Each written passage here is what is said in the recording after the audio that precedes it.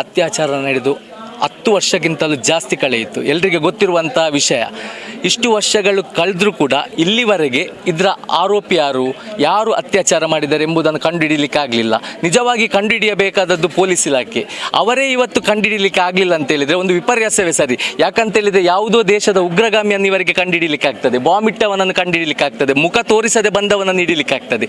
ಇಲ್ಲಿ ಒಂದು ಅತ್ಯಾಚಾರ ನಡೆದಿದೆ, ಅದನ್ನು ಕಂಡುಹಿಡಿಯಲಿಕ್ಕೆ ಆಗಲಿಲ್ಲ ಅಂತ ಹೇಳಿದಾಗ ಇದರ ಹಿಂದೆ ಹಲವಾರು ಶಕ್ತಿಗಳು ಕೆಲಸ ಮಾಡಿದೆ ಎಂಬುದು ಎಲ್ಲ ಸಾಮಾನ್ಯ ಜನರಿಗೊಂದು ಭಾವನೆಗಳು ಬಂದಿದೆ. ಅಂದರೆ ಅಲ್ಲಿ ಒಂದು ಯಾವ ಶಕ್ತಿ ಏನಂತ ಗೊತ್ತಿಲ್ಲ, ಯಾರು ಮಾಡಿದ್ದಾರೆ ಏನಂತ ಗೊತ್ತಿಲ್ಲ. ಬಟ್ ಇದು ಕಾರಣ ಏನಂತ ಹೇಳಿದರೆ ಯಾವುದೋ ಒಂದು ಶಕ್ತಿ ಕೆಲಸ ಮಾಡಿದೆ ಎಂಬಂತ ಅನುಮಾನ ಕಾಡ್ತಾ ಇದೆ.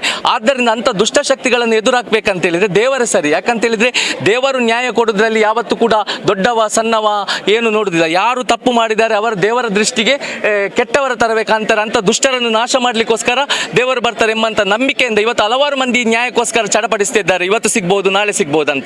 ಬಟ್ ಇಲ್ಲಿ ತನಕ ಸಿಗದಿದ್ದ ಕಾರಣ ನಾವಿವತ್ತು ಮಂಜುನಾಥ ದೇವರಲ್ಲಿಗೆ ಬಂದಿದ್ದೇವೆ. ಯಾಕಂತ ಹೇಳಿದ್ರೆ ಮಂಜುನಾಥ ದೇವರಿಗಿಂತ ದೊಡ್ಡದು ಯಾರಿಲ್ಲ, ಅವರಿಗಿಂತ ಅವರ ಶಕ್ತಿಯ ಮುಂದೆ ಯಾವ ಶಕ್ತಿ ಇಲ್ಲ ಎಂಬಂತ ಒಂದು ಕಾರಣದಿಂದ ಇಲ್ಲಿ ಬಂದಿದ್ದೇವೆ. ನಾವು ಎಲ್ಲರಲ್ಲೂ ದೇವರಲ್ಲಿ ಕೇಳೋದು ಕೂಡ ಅಷ್ಟೇ, ನಮಗೆ ಅವರು ಇವರಲ್ಲ, ಸೌಜನ್ಯಗಳನ್ನು ಯಾರು ರೇಪ್ ಮಾಡಿದ್ದಾರೆ ಅವರಿಗೆ ಸರಿಯಾದ ಶಿಕ್ಷೆ ಆಗಬೇಕು. ಅದೇ ರೀತಿ ಮಂಜುನಾಥ ದೇವರಲ್ಲಿ ಮತ್ತೊಂದು ಪ್ರಾರ್ಥನೆ ಏನು ಮಾಡಿದ್ದೇವೆ ಅಂತ ಹೇಳಿದ್ರೆ, ಈ ತನಿಖೆ ಮಾಡುವಂಥ ಅಧಿಕಾರಿಗಳಾಗಿರ್ಬೋದು, ತನಿಖೆ ಮಾಡುವಂಥ ಪ್ರತಿಯೊಬ್ಬರಿಗೂ ದೇವರು ಒಳ್ಳೆ ಬುದ್ಧಿ ಕೊಟ್ಟು ಆ ಸತ್ಯ ಮಾರ್ಗವನ್ನು, ಆ ಸತ್ಯ ದಾರಿಯನ್ನು ಇನ್ನಾದರೂ ಜನರಿಗೆ ತೋರಿಸುವಂತೆ ಮಾಡಲಿ ಅಂತ ಈ ಮೂಲಕ ಕೇಳ್ಕೊಳ್ತಾ ಇದ್ದೇನೆ. ಅದೇ ರೀತಿ ಪ್ರತಿಯೊಬ್ಬರು ಕೂಡ ದೇವರಲ್ಲಿ ಪ್ರಾರ್ಥಿಸಿ ಇದಕ್ಕೊಂದು ನ್ಯಾಯ ಸಿಗುವಂತೆ ಮಾಡಿ. ಯಾಕಂತ ಹೇಳಿದ್ರೆ ಮನುಷ್ಯ ನ್ಯಾಯ ಕೊಡ್ಲಿಕ್ಕಿರುವ ಮನುಷ್ಯ ನ್ಯಾಯ ಕೊಡದಿದ್ರೆ ಕೊನೆಗೆ ದೇವರೇ ಬಂದು ಇಳಿದು ನ್ಯಾಯ ಕೊಡಬೇಕಾಗ್ತದೆ. ಎಷ್ಟೋ ದುಷ್ಟರನ್ನು ಸಂಹಾರ ಮಾಡಿದ್ದು ನಾವು ನೋಡಿದ್ದೇವೆ. ಅದೇ ರೀತಿ ಈ ರೇಪಿಸ್ಟ್ಗಳಾಗಿರ್ಬೋದು, ಈ ಕೊಲೆ ಮಾಡಿದ ವ್ಯಕ್ತಿಯನ್ನು ಕೂಡ ದೇವರು ಸಂಹಾರ ಮಾಡಲಿ ಅಂತ ಪ್ರಾರ್ಥನೆ ಮಾಡಿದ್ದೇವೆ.